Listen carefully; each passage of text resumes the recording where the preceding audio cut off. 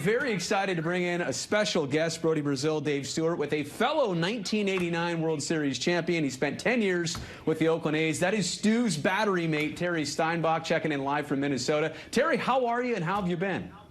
Hey, I'm doing great. Thanks for having me. Doing fine. It's great to be talking to you guys and being back in baseball there. Well, it's great to have you. Stu, I know you were itching for a few questions here. Well, I got one for him. Hey, Steiny, we were sitting here talking about it, and when you came up, you were a converted player and a part of a veteran staff.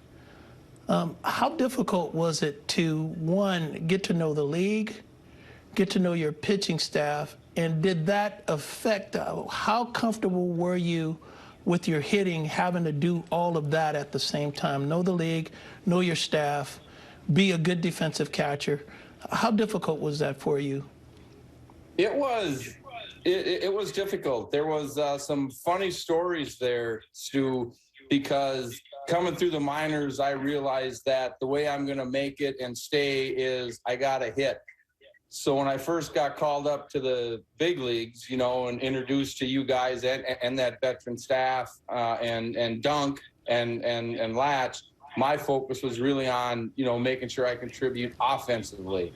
It took a lot of meetings with Latch, a lot of meetings with Dunk to convince me, and even Tony got involved a few times, meaning, saying, look, your job is to handle that staff. Your job is to learn the league.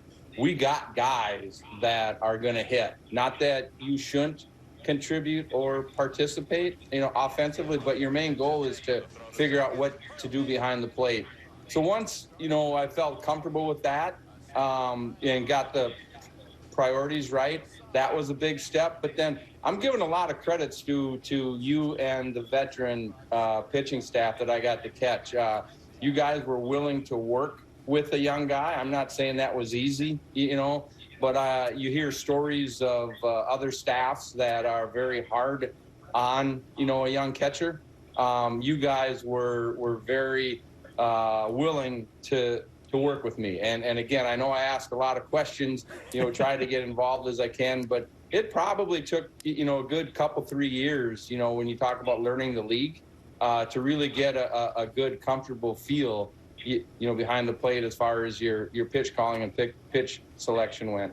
And Steiny, I know the reason Stu was asking that is because we have a young catcher right now, Sean Murphy, here in Oakland. We've actually compared him and you in very complimentary fashion many times over the last couple years. And I know you don't know Murph specifically, so, we're not asking you that aspect of it. But do you think it still takes those 3 years, like you mentioned, to really feel comfortable? Because coming up as a catcher is entirely different than coming up as a position player.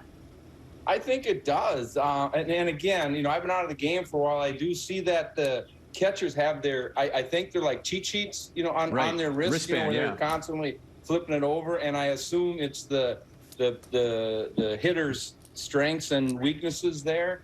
That would help a lot. In my era, we didn't have that. You literally had to go out there and memorize the hitters and experience the hitters. We had our pre-game meetings and everything, which was extremely helpful.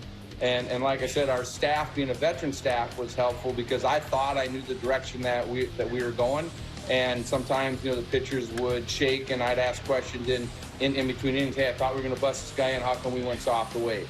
And people were open enough to discuss it, talk about it, and again, remembering that the ultimate goal was to win games. If we all knew if our pitchers did good, we had a good enough offense that we could probably, win some games. So, yeah, I think it's going to take a little bit. You just have to have patience, and it sounds like he's very willing to learn, and you got to take advantage of the tools that are offered you, today in the game. Steiny, we only have time for one more question, and I'm going to ask it because I want you to talk a little bit about Stu. You and I have this in common. You were in the trenches with him on the baseball diamond.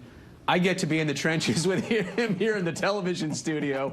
Was he always this big of a pain in the butt? Like, is that not new? Well, let me ask you, does he do this to you in the studio? Does he wipe off and say he wants the question or something like that? Because I know that happened a heck of a lot of times when I was behind the plate trying to catch you. He never really shakes me off. He has no choice. If I bring something up, he's got to go there. I see what you're saying. But you guys have great chemistry, huh? Still. We do. This is my guy. Yeah, it was a lot of fun. It was really fun to catch Stu, and Stu was our workhorse, man. I mean, it's well documented that if we were in a losing streak or something, or lost a couple games, Stu was the guy we wanted on the mound, and more often than not, he got the train righted on the right track and got us off and running. So, Steiny, tell them about our days when you and Carney and Hindu were all packed in ice, and we'd have that cooler of Bud Light sitting there watching ESPN at night. Now we're talking. We did. I mean, people, if you first walked in there, you go, geez, these guys drink a lot. What the heck are they doing over there? But if you sat and listened to the conversation, it was very enlightening. And that's, again, I think for me was how I learned, a lot of the game, when you had Hindu and Stu and Carney, and we're talking about plays in the game that happened. Maybe it was the wrong pitch selection, or I'm going to Hindu, how come you missed that ball? And I rest his soul, I remember Hindu telling me, he says, Steiny, if I got to turn around and run for a ball, someone screwed up way before I did trying to catch that thing. So classic. Hey, Terry, great to have you on, man. Really appreciate it. We know who was the '89 World Series MVP, but we know who the guy that made him look good was, and that is you, my friend. So thank you for joining us here on Pregame Live. Yeah, there we go. Thanks, Steiny. Great stuff from Terry Thanks for Steinbach. coming on, Steiny. Great to have him live from Minnesota. All right, let's